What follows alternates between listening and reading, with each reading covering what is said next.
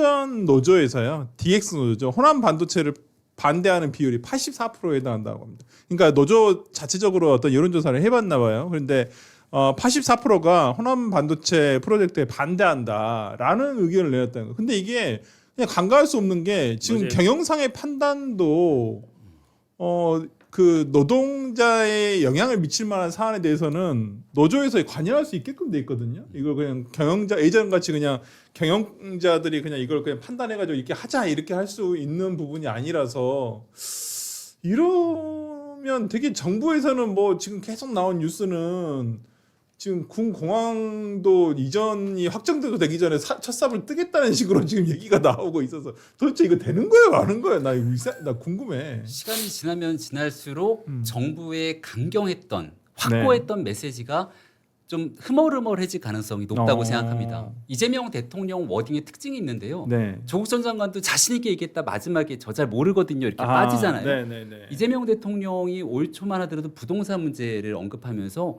부동산 내가 못 잡을 것 같아? 계곡 정비보다 쉽다. 그렇죠. 그러면서 다주택자 때려잡기로 잡을 수 있다고 얘기했는데 네. 지금 어떻게 됩니까? 청문회 가서 국민의 목소리를 듣겠다고 얘기하잖아요. 그러니까. 점점 이 처음에 주장하고 자신 있었던 모습들이 뒤로 네. 용두삼이처럼 빠지게 되는데 네.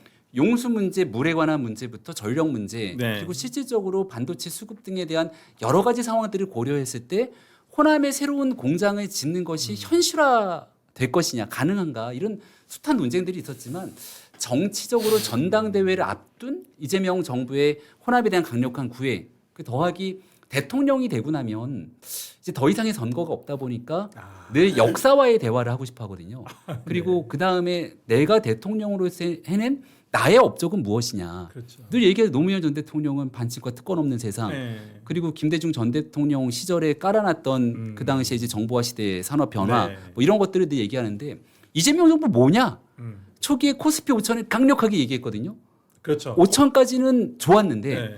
그리고 8천, 9천까지 가니까 이거 이재명 정부가 했다고 보기가 어렵잖아요. 네. 그리고 그다음 지금 현재 보여주고 있는 것처럼 7천이 붕괴되고 이로 인한 역풍이 불 수 있는 가능성을 아마 저는 네. 이미 한 두 달 전에 직감했다고 봅니다. 아. 그러니 이재명 정부 들어서 그 다음으로 할 수 있는 뭔가를 고민했을 때 호남을 비롯한 지역 균형 발전으로 5극 3특 얘기하듯이 여기에 나름의 산업 인프라를 깔면서 존경받는 대통령이 되고 싶었던 것 같아요. 이것만큼은. 네. 근데 현실 가능하다고 보기에는 네. 너무 멀리 있는 일들을 끌어다가 일방적으로 추진했기 때문에 거기에 대한 역풍이 지금 이런 방식으로 나타나지 않는가 싶습니다. 아니 근데 신기하게 지금 이 호남 반도체 얘기 나오면서 지금 이상하게 주식은 주가가. 다 떨어지고 있거든요. 네. 그 이후로 지금 떨어지고 있어요. 희한하게도 그러니까 뭐 우연의 일치일 수도 있고 뭐 그런데 노조에서도 이렇게 지금 호남 반도체에 대해서 상당히 우려를 하고 있고 호남 반도체 결정 여부에 대해서 지금 삼전 노조는 우리랑 협상해야 된다 이 얘기를 하고 있거든요. 삼전 노조는 지속적으로 주장을 할 겁니다. 네. 왜냐하면 노조의 입김이 점점 커지고 있고 네. 민주당 정부 들어서는 그 노조를 우대하는 법안들을 수차례 강행 처리했잖아요. 네. 그런데 이제 민주당은 꼼수를 좀 쓰고 있어요. 꼼수. 뭐요? 그러니까 과거의 자신들을 부정해야 하는 이 상황에 놓여 있단 말이에요. 그렇죠. 지금. 그러면 이걸 어떻게 돌파할 것이냐. 결국 특별법으로 꼼수로 이걸 통과하겠다는 거예요. 그러니까 주 52시간 이런 것도 과거에 본인들이 포함시켜주지 않았잖아요. 근데 이거를 메가특구 특별법을 만들어서 반도체 이 분야는 예외로 해준다. 이런 특별법을 지금 성안을 하고 있단 말이에요. 그 원전 이런 것도 본인들이 지금 본인들의 과거 입장을 뒤집고 있어요. 근데 그거에 대해서 국민적 어떤 설명이나 과거 자신들이 왜 그렇게 했고 왜 이제 와서 입장을 바꾸는지에 대한 설명이 하나도 없어요. 노조에 그러니까 과거에 본인들이 노론봉투법이란 걸 만들어서 노조를 우대하고 여러 가지 방송법이나 여러 가지 법에서 노조를 이 사회에 포함시키려고 하는 여러 가지 움직임이 많이 있었잖아요. 네. 그런 것들이 굉장히 많이 있었는데 지금 노조의 목소리를 듣지 않는다? 이런 것은 본인들의 과거 목소리를 부정하는 격이 되는 거예요. 네. 그래서 저는 민주당이 그러나 귀를 닫고 갈 겁니다. 결국에는 호남표가 중요하기 때문에 귀를 닫고 갈 거고 결국에 특별법으로 모든 걸 우회하고 그러다 보면 민주당 정부 말기에는 이 법이 누더기가 되는 거죠. 아니 김성희 측한테 이거 여쭤보고 싶은 게 지금 삼전 노조만 이렇게 얘기를 일단은 나왔는데 분명히 지금 SK도 저거 두 회사 전부 다 간다고 했단 말이에요 호남에. 이게 그럼 SK에서는 가만히 있을 것인가? 이거 어떻게 전망을 어떻게 보세요? 이거는 처음부터 모두가 예견할 수 있었던 일이었다고 봐요. 왜냐하면 회사 입장에서 대규모 투자를 결정합니다. 자, 그 투자 결정할 때 뭐부터 해야 됩니까? 첫 번째는 주주들에 대해서 설명을 해야 돼요. 자신의 주주들에 대해서 우리가 앞으로 사업 계획 이렇게 갈 거다 해야 됩니다. 그거 해야 되는 필수 사항이에요. 근데 그런 게 없었어요. 나중에 공시할 때 보니까 변동될 수 있다. 뭐 이렇게 해서 빠져나가려고 해요. 자, 그다음에 구성원들한테도 설명을 해야 돼요. 저 우리 요번에 호남으로 가기로 했어. 정부에서 이렇게 해준대. 그래서 우리가 대구도 보고 뭐 어디도 봤는데 여기가 결정이 됐다라는 합리적인 설명을 해줘야 돼요.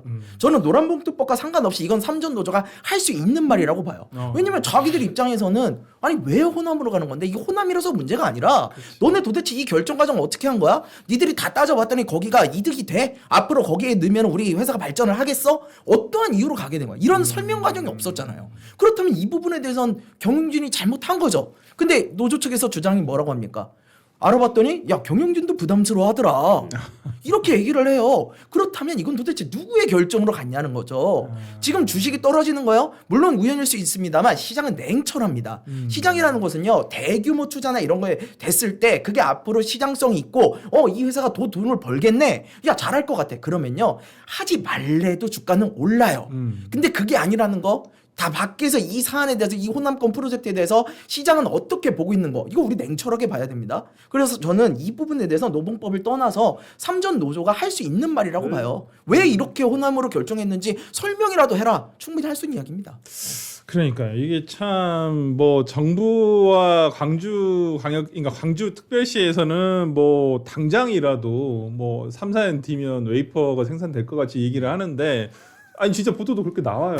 실제로 광주 뉴스나 이런 데 보면 진짜 가능한 얘기인가? 지금 봐보면 삼성이나 기업은 별로 원하지 않은 것 같고 기업의 노조도 그닥 그렇게 막 선호하는 것 같지도 않고 환영하는 것 같지도 않고 그래서 또 주식도 지금 떨어지다 보니까 이걸 해야 되나 이런 생각도 아마 들 수도 있을 것 같아요. 왜냐면 영인에 또 우리가 있잖아요. 지금 영인 반도체 클러스터가 그래서 거기서 또 일부 생산되는 부분이 있는데도 또 추가 생산을 위해서 저기다가 뭐 몇백조를 들여가지고 하는 게 800조를 들여서 하는 게 맞나라는 얘기가 분명히 나올 것 같다는 생각이 들거든요. 근데 철학 차이가 분명하잖아요. 이재명 정부 말고 통상적으로 우리가 지난 역대 정부를 보면 네. 부동산이든 기업이든 시장을 이기는 정부는 없는 거지 않습니까?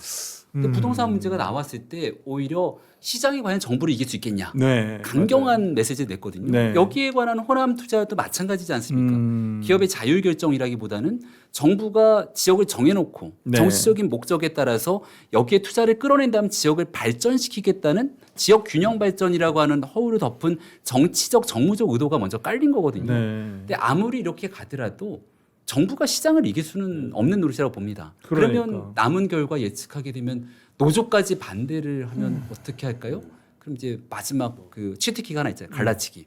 그럼 이제 초대기업 노조와 또 일반 노조에 대한 다름을 갈라치기 하면서 네. 이런 방식으로 뭔가 회피하려고 하지 않을까라는 네. 생각이 드는데 그냥 모든 것들을 원점에 돌려놓고 네. 우리나라가 실제 기업들로 인한 초과세수가 나오고 네. 정말 기술과 기업의 발전으로 인해서 그 다음 단계를 가져가야 된다면 그 기업들이 생존하기 위한 미래 먹거리의 일환으로 뭘 해야 되는지 기업이 결정하면 되거든요. 그러니까. 그 요구 상황에 네. 대해서 정부가 뒷받침을 하면 됩니다. 네. 그래서 다시 이 이슈들에 대해서 아마 조국 전 장관이 SNS에 올린 것처럼 네. 정부도 저는 조국 전 장관을 좀 닮았으면 좋겠다는 생각도 드네요. 네. 솔직하게 시인하고 발표했으면 좋겠어요. 차라리 손을 조국 전 떼라. 장관이 끝까지 싸우진 않았잖아요. 네. 한 일주일 여론 보니까 네. 이게 아니네 싶으니까 뒤로 한 발 빠졌는데 맞아. 이 조국 대표의 솔직함에 대해서 이재명 정부도 한번 좀 배울 필요가 있다. 맞네요. 우리 근데 제가 네. 노조 관련해서 일을 좀 많이 했다 보니까 어. 좀 말씀을 드리는 게 있는데 자 삼성 노조요 이번에 성과가 엄청나게 받았어요. 그렇죠. 사실 역대급입니다. 네. 이런 적이 언제 있었어요? 네. 그걸 어쨌든 협의를 해가지고 됐잖아요. 자 그렇죠. 노조와 회사는요 어쨌든 공생관계입니다. 같이 가는 곳이에요. 그렇다면 이 정도 성과급을 해줬잖아요. 그럼 지금은 사실은 허니문 시간이에요. 그렇죠. 네. 지금 야 협의했잖아. 그럼 네. 노조가 사실 살짝 물러나고 네. 기업에 대해서 하는 일에 별로 반대 안 하고 이렇게 가야 되는 타이밍이란 말이에요. 근데 이 타이밍에 노조가 이렇게 세게 들고 나온다? 저는 이게 과연 경영진과 싸우려고 들고 나오는 걸까요? 저는 약간 경영진의 제가 말씀드리잖아요. 어. 경영진이 부담스러워한다라는 멘트가 어떤 걸 의미하는 건지.